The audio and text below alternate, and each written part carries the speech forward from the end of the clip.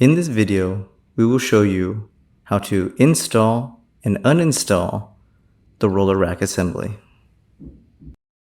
Align the inner beam with the outer track assembly and push to the back of the telescopic assembly until the rear locking lever clicks.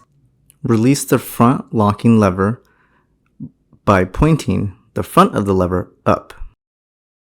Slightly tilt the front of the roller rack up and align the rear roller rack rails with the inner telescopic beam assembly.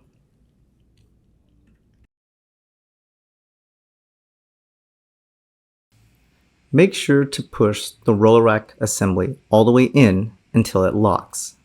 The roller rack assembly is now complete. Now, to uninstall the assembly. Remove the stainless steel tray. Release the front rail locking lever by pushing up, shown in the video. Slightly tilt the front of the roller rack assembly up when removing. Remove the inner beam from the outer track assembly by pushing back on the rear rail locking lever to unlock. Slightly tilt up when removing.